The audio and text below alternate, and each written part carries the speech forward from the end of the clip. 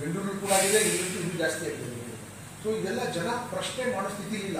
ಯಾಕೆ ಪ್ರಶ್ನೆ ಮಾಡೋ ಸ್ಥಿತಿ ಇಲ್ಲ ಅಂದರೆ ಎಂಟೈರ್ ಸ್ಮಾರ್ಟ್ ಸಿಟಿ ಇದೆಲ್ಲ ಡೆಮಾಕ್ರೆಟಿಕ್ ಆಗಿ ಆಗ್ತಾ ಇಲ್ಲ. ಇದು ಸ್ಪೆಷಲ್ ಪರ್ಪಸ್ ವೆಹಿಕಲ್ ಅಲ್ಲಿ ಮಾಡಿದೆ.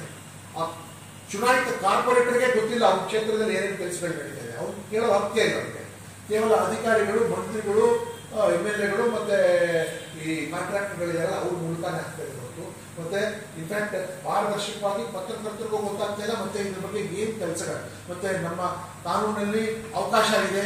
PWD ಕೋಡ್ ಒಳಗೆ ಯಾವುದೇ ಒಂದು ಸಿವಿಲ್ ಕೆಲಸ ತಗೊಂಡ್ರೆ ಒಂದು ಬೋರ್ಡ್ ಹಾಕಬೇಕು. ಈ ಕಾಂಟ್ರಾಕ್ಟರ್ ಹೆಸರೇನು, ಎಷ್ಟು ಮಟ್ಟಕ್ಕೆ ದುಡ್ಡು ಖರ್ಚಾಗ್ತಾ ಇದೆ, ಯಾವತ್ತು ಪ್ರಾರಂಭವಾಯಿತು ಆಗತ್ತೆ, ಯಾವತ್ತು ಮುಗಿಯುತ್ತೆ ಅಂತ ನಾವು ನೋಡಿ. ಕೆಲವು ಹಳೆ ನಮ್ಮ ಬಿಲ್ಡಿಂಗ್ ಅಲ್ಲಿ ಬರ್ದಿದೆ ಈ ಬಿಲ್ಡಿಂಗ್ ಎಷ್ಟು ಖರ್ಚಾಯಿತು, ಮತ್ತೆ ಯಾವ ಕಾಂಟ್ರಾಕ್ಟ್ ಆಗಿದ್ದು, ಮತ್ತೆ ಯಾವ ಇಂಜಿನಿಯರ್ ಆಗಿದೆ.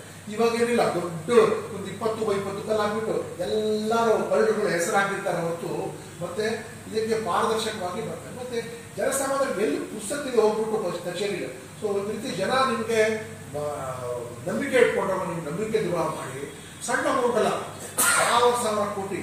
ಮತ್ತೆ ಈ ಸರ್ಕಾರದ ಇನ್ನೊಂದು ಧೋರಣೆ ಏನಾಗಿದೆ, ಅಷ್ಟು ಕೆಲಸನೂ ಶ್ರೀಮಂತರ ಪರವಾಗೇ ಮಾಡ್ತಾರೆ, ಬಡವರ ಪರವಾಗಿ ಏನು ಮಾಡಲ್ಲ.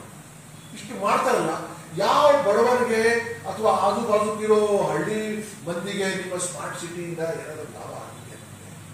ಏನಾದರೂ ಲಾಭ ಆಗಿದೆ? ಹುಬ್ಬಳ್ಳಿ ಧಾರವಾಡ ಏನು ಉತ್ತರ ಕರ್ನಾಟಕದಲ್ಲಿ ಒಂದು ವಾಣಿಜ್ಯ ಮಹಾನಗರಿಯಾಗಿ ಇದಕ್ಕೆ ಡೆವಲಪ್ಮೆಂಟ್ ಮಾಡಬೇಕು ಅಂದರೆ ನಿಮ್ಮ ದುರ್ಗದ ಬಯಲು ಸ್ಥಿತಿ ನೋಡಿ, ನೀವು ಗಂಟಿಕೆರೆ ಸ್ಥಿತಿ ನೋಡಿ, ನೀವು ಆ್ಯಪಲ್ಲಿ ಮಾರ್ಕೆಟ್ ನೋಡಿ, ನೀವು ಏನಾದರೂ ಬದಲಾವಣೆ ಅಲ್ಲೇನಾದರೂ ಬದಲಾವಣೆ ಬಂದರೆ ತಾನೇ ಜನ ಅಕ್ಕಪಕ್ಕದಲ್ಲಿರೋ ಜನಸಾಮಾನ್ಯರಿಗೆ ಒಂದು ಇದಕ್ಕೆ ಡೆವಲಪ್ಮೆಂಟ್ ಫೀಲಿಂಗ್ ಬರ್ತದೆ.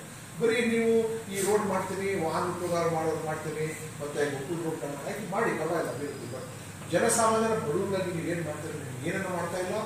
ಕೇಂದ್ರ ಸರ್ಕಾರ, ರಾಜ್ಯ ಸರ್ಕಾರ ಕೇವಲ ಜನರನ್ನು ಹಿಂದಿನ ಇತಿಹಾಸದಲ್ಲಿ ಭಾವನೆ ಬಗ್ಗೆ ಮಾತನಾಡಿ ಜನರಿಗೆ ಹಾದಿ ತಪ್ಪಿಸ್ತಾ ಇರ್ತಾರೆ ಹೊರತು ಭವಿಷ್ಯದಲ್ಲಿ ಬದುಕು ಬಗ್ಗೆ ಏನು ಮಾತನಾಡ್ತಾರೆ. ಆಮ್ ಆದ್ಮಿ ಪಕ್ಷ ನಾವು ಭವಿಷ್ಯದ ಬಗ್ಗೆ, ಶಿಕ್ಷಣದ ವ್ಯವಸ್ಥೆ, ಆರೋಗ್ಯದ ವ್ಯವಸ್ಥೆ, ವಿದ್ಯುತ್ ವ್ಯವಸ್ಥೆ, ನೀರಿನ ವ್ಯವಸ್ಥೆ, ಸಾರಿಗೆ ವ್ಯವಸ್ಥೆ, ಈ 5 ವಿಷಯಗಳನ್ನು ನಾವು ಪ್ರಬಲವಾಗಿ ಇಟ್ಕೊಂಡಿದ್ದೀವಿ. ನಾವು ಇದರ ಬಗ್ಗೆನೇ ನಾವು ಮಾತನಾಡ್ತೀವಿ, ಇದರ ಬಗ್ಗೆ ನಾವು ಬಿದ್ದಿರ್ತೀವಿ. ಯಾಕೆಂದ್ರೆ ತಾವೇ ನೋಡಿ, ಕೋವಿಡ್ ಆದ ನಂತರ ಯಾವ ಸ್ಥಿತಿ ಆಗಿದೆ, ಇನ್ನೂ ನಮಗೆ ರಿಕವರಿ ಮಾಡೋಕ್ಕಾಗ್ತಾ ಇಲ್ಲ. 107ನೇ ಸ್ಥಾನಕ್ಕೆ ಇದೀವಿ ನಾವು, 104ನೇ ಸ್ಥಾನದಲ್ಲಿ ಏನು ಹೆಮ್ಮೆ ಪಡ್ಕೊಳ್ತೀವಿ ನಾವು. ಅಲ್ಲಿ ಕೂಡ ನಾವು ಯಾರು ಬುದ್ಧಿವಂತರಿದ್ದಾರೆ ದೇಶ ಬಿಟ್ಟು ಹೋಗ್ತಾರೆ. ಯಾಕೆ ನಾವು ಸಮತೋಲನವಾಗಿ